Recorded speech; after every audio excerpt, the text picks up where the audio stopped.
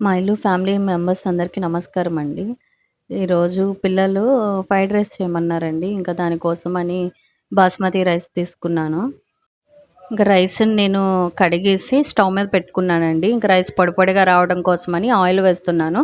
ఇంకా దీంట్లోనే బిర్యానీ ఆకులు, దాల్చిన చెక్క, లవంగాలు, స్టార్ ఫ్లవర్ అన్నీ వేస్తానండి. దాంతో పాటు బాయిల్ చేయాలి. ఇంకా కర్రీ కోసమని పన్నీరు, టమాటో, పచ్చిమిర్చి, ఆనియన్ తీసుకున్నానండి. ఇంకా ఇవి ఫ్రైడ్ రైస్‌లో వేసుకోవడానికని ఇంకా క్యాప్సికము, బఠానీ, క్యారెట్టు, పచ్చిమిర్చి, కొత్తిమీర, క్యాబేజీ తీసుకున్నానండి. ఇక్కడేమో అల్లం వెల్లుల్లి పేస్ట్ మిక్సీ పడుతున్నాను. ఇంగోండి షీకిని కట్ చేస్తానని టమాటాలు అవి కట్ చేస్తున్నాడు. ఇంక నాకేదో హెల్ప్ చేయాలని ఏదో ఒకటి చేయాలని వస్తాడండి వాడు. ఇంకా రైస్ అయితే 80% కుక్ అయిపోయిందండి. ఇది అల్లం వెల్లుల్లి పేస్ట్. దీంట్లో అల్లం వెల్లుల్లి గసగసాలు వేసి మిక్సీ పట్టానండి. ఇగోండి రైస్ ఇంకా వాట్ చేస్తున్నాను. ఇంకా ఫ్రైడ్ రైస్‌లో కర్రీ కోసమని టమాటో పేస్ట్ చేసుకోవడానికని ఇంకా మిక్సీలో వేస్తున్నారండి ఈయన. మిక్సీ పట్టేశారు. ఇట్లా ఉంటే సరిపోతుందండి టమాటో పేస్టు. ఇంకా ఆనియన్ గూడా ఇలాగే పేస్ట్ చేసుకొని ఉంచుకోవాలి.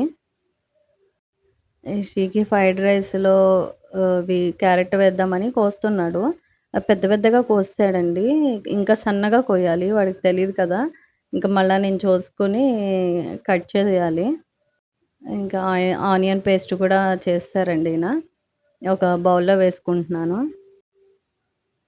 ఇంకా అల్లం వెల్లుల్లి పేస్ట్ కూడా ఒక బౌల్‌లో వేసుకుంటున్నానండి. ఇంకా అదే మిక్సీలో కొంచెం గసగసాలు, జీడిపప్పు, కొంచెం పేస్ట్ పట్టుకోవాలండి ఇట్లాగా. ఇంకా జీడిపప్పు, గసగసాలు పేస్ట్ ఏస్తే మంచి రుచిగా ఉంటుందండి కర్రీ.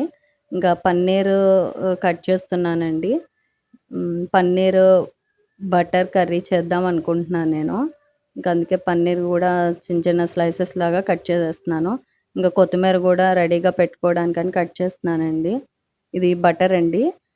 బటరు కర్రీలోకి అది సరిపోతుంది. ఇంకేమో మిగిలిందేమో ఫ్రైడ్ రైస్‌లో వేస్తాను. ఇంకా మిగిలింది ప్యాక్ చేసి ఫ్రిడ్జ్‌లో దాస్తున్నారండి ఈయన. ఇంకా అలా ప్యాక్ చేసి అలా ఉంచేస్తే ఉంటుందండి ఎన్ని రోజులైనా ఫ్రిడ్జ్‌లో పెడితే. ఇంకా fried rice, butter paneer curry కోసమైతే ఇవన్నీ ముందుగా కట్ చేసుకొని రెడీగా ఉంచుకుంటే ఈజీగా చేయడానికి ఈజీగా ఉంటుందండి. ప్రతీదీ వెతుక్కోక్కర్లేదు. ఇలా రెడీగా ఉంటే త్వర త్వరగా చేసేసుకోవచ్చు. ఈజీగా ఉంటుంది. నేనైతే ఎప్పుడు ఇలాగే రెడీగా పెట్టుకొని ఉంచుతానండి. అప్పుడు నాకు ఈజీగా ఉంటుంది చేసుకోవడానికి. అటు ఇటు వెళ్ళకుండా ఒక దగ్గరే ఉంచుకుంటాను ఇవన్నీ. మంచి కలర్‌ఫుల్‌గా ఉంది కదండీ! టేస్ట్ గూడా చాలా బావుంటుందండి. మీరు ఈసారి ఇంట్లో ఇలా ట్రై చేయండి. చాలా బావుంటుంది. పిల్లలు ఇష్టంగా తింటారు. ఇంకా షీకి అయితే నేను చేస్తానని వచ్చాడు. కొంచెం మనం మూకుడ పెట్టేసుకొని దాంట్లో బటర్ వేసుకోవాలండి. ఆ బటర్‌తో పాటు కొంచెం ఆయిల్ కూడా వేసుకోవాలి. ఇంకా బటర్ మెల్ట్ అయిందండి. దాంట్లో పచ్చిమిరపకాయలు వేసుకోవాలండి. కొంచెం పచ్చిమిర్చి పచ్చివాసన పోయేంత వరకు వేయించుకోవాలి. దీంట్లో దాల్చిన చెక్క, లవంగాలు, ఇంకా స్టార్ ఫ్లవరు, బిర్యానీ ఆకులు అవన్నీ వేసుకొని కలుపుకోవాలండి.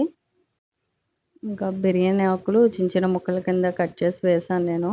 పెద్దవిగా ఉంటే చిన్నగా ఉంటే బావుంటుందని వేశాను.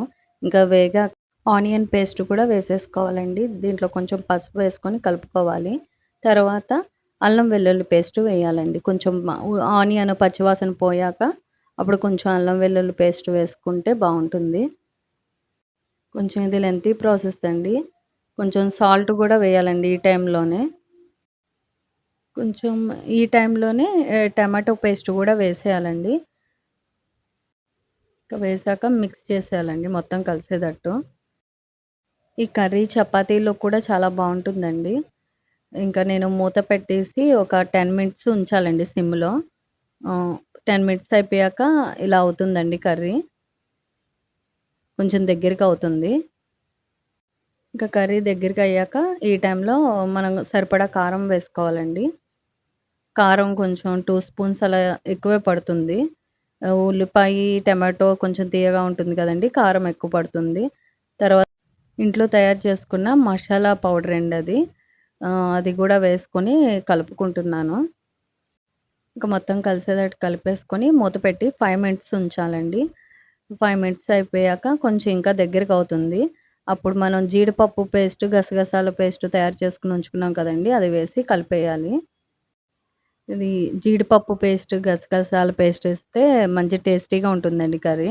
మళ్ళా ఇంకో 5 మినిట్స్ మూత పెట్టి ఉంచాలండి. తీసేసాక కొంచెం వాటర్ వేయాలండి మూత తీసిన తర్వాత. ఒక గ్లాస్ వాటర్ పడుతుంది. ఈ కర్రీ కొంచెం లూజ్‌గానే ఉంటుందండి. గట్టిగా ఉండదు. ఆహ్, కలిపేసుకొని మళ్ళా ఓ 10 నిమిషాలు మూత పెట్టుకోవాలండి. మరుగుతుందది. ఇంకా సిమ్‌లో పెట్టి మూత తీస్తున్నానండి. మళ్ళా పైకి వస్తది కదా! ఇదిగోండి మరిగింది.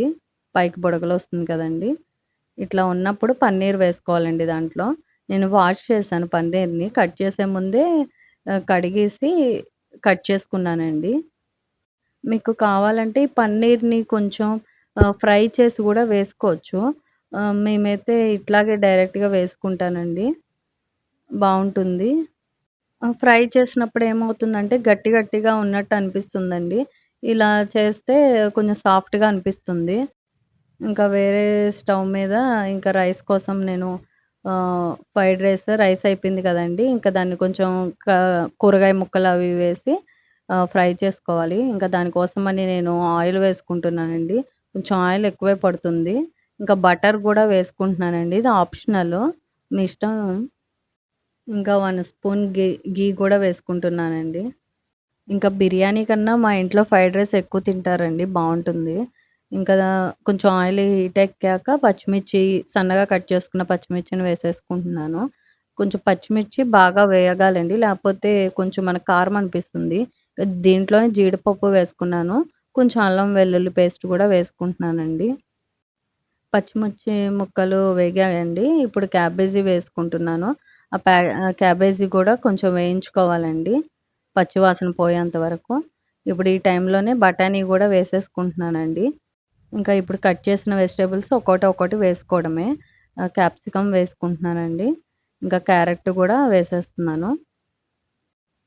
మంచి కలర్‌ఫుల్‌గా ఉంది కదండీ! గ్రీన్, వైట్, ఆరెంజ్ బావుంది కలర్‌ఫుల్‌గా. ఈ వెజిటబుల్స్ అన్నీ ఫ్రై అయ్యే వరకు వేయించుకోవాలండి. కొంచెం పచ్చివాసన ఉంటుంది. పచ్చివాసన పోయేంత వరకు ఫ్రై చేసుకోవాలి. దీంట్లోనే నేను సోయా సాస్ వేసుకుంటున్నానండి. ఎక్కువ వేసుకోకూడదు. హాఫ్ స్పూన్ అయితే సరిపోతుంది. ఎక్కువ వేసుకుంటే స్మెల్ వస్తుందండి. దీంట్లో కొంచెం వెనిగర్ వేసుకుంటున్నానండి హాఫ్ స్పూను. కొంచెం బయట చేసిన ఆ ఫ్లేవర్ రావడానికి కోసమని నేను వెనిగరును, సోయా సాస్ యూజ్ చేస్తున్నాను. దీంట్లోనే నేను కొంచెం ఇంట్లో చేసుకున్న ఆహ్, మసాలా పౌడరండి అది. దాన్ని వేసుకుంటున్నాను. వేసుకొని బాగా ఫ్రై చేయాలండి. ఇంకా సాల్ట్ ఇప్పుడే ఈ టైంలోనే కొంచెం సాల్ట్ వేసుకుంటే ముక్కలు మెత్తగా అవుతాయండి. ముక్కలకి పడుతుంది. ఇప్పుడు షుగర్ వేసుకుంటున్నానండి. షుగర్ వేస్తే మంచి టేస్ట్ వస్తుందండి ఫ్రైడ్ రైస్‌కి. కంపల్సరీ వేసుకోవాలండి. ఇంకా నేను రైస్ కూడా వేసేసుకుంటున్నాను. 80% బాయిల్ అయింది కదండీ రైసు. ఇంకా 20% ఇప్పుడు కొంచెం దమ్ము చేస్తామండి. అప్పుడు బాయిల్ అవుతుందనమాట. మంచిగా కుక్ అవుతుందండి. రైస్ కూడా వేశాక బాగా కలపాలండి. ముక్కలన్నీ రైస్‌కి పట్టేటట్టు కలపాలి బాగా. మళ్ళీ ఇప్పుడు కొత్తిమీర కట్ చేసుకున్నాను కదండీ! అది గూడా కొత్తిమీర గూడా ఈ టైంలోనే వేసుకోవాలి. వేసుకొని బాగా మిక్స్ అయ్యేటట్టు కలుపుకోవాలండి. చూడండి ఎంత బావుందో కలర్‌ఫుల్‌గా. ఇంకా దీంట్లో నేను టేస్టింగ్ సాల్ట్ అదేమి యూజ్ చేయలేదండి. ఆప్షనల్ మీరు కావాలంటే వేసుకోవచ్చు. ఇంక నేను దమ్ చేయడానికని మూత పెట్టేసానండి. ఒక 5 మినిట్స్ సిమ్‌లో ఉంచితే సరిపోతుంది. ఇంకా మషాలాలు అవి గూడా నేను బయటేం కొననండి. ఇంట్లోనే తయారు చేసుకుంటాం మేము. బావుంటాయి మేము తయారు చేసుకునే మషాలాలు. ఎప్పుడైనా మీతో షేర్ చేసుకుంటానండి. ఎలా తయారు చేయాలో చెప్తాను. ఇక్కడైతే ఇంకా కర్రీ అయితే కుక్ అయిపోయిందండి. బుడగలొస్తున్నాయి పైకి. బాయిల్ అయింది బాగా. ఈ టైంలో స్టవ్ ఆఫ్ చేసి లెమన్ పిండేసుకుంటే కొంచెం బావుంటుందండి టేస్ట్. ఇంకా లాస్ట్‌లో కొత్తిమీర వేసేసుకుంటే సరిపోతుందండి. ఇంకా కర్రీ అయిపోయింది. ఫ్రైడ్ రైస్‌లోకి ఈ కర్రీ అయితే ఇలా లూజీగా ఉంటేనే బావుంటుందండి. లేకపోతే బాగోదు. ఇలాగే తయారు చేసుకోవాలండి. ఇక్కడైతే ఫ్రైడ్ రైస్ కూడా అయిపోయిందండి. కుక్ అయింది. బావుంది కదండీ! పొడి పొడిగా ఎంత చక్కగా ఉందో. టేస్ట్ గూడా అంతే బావుంటుందండి. మీరు ఇంట్లో తయారు చేసుకోండి. నాకు తయారు చేసుకున్నాక కామెంట్స్ పెట్టండి. పిల్లలు చాలా ఇష్టంగా తింటారండి.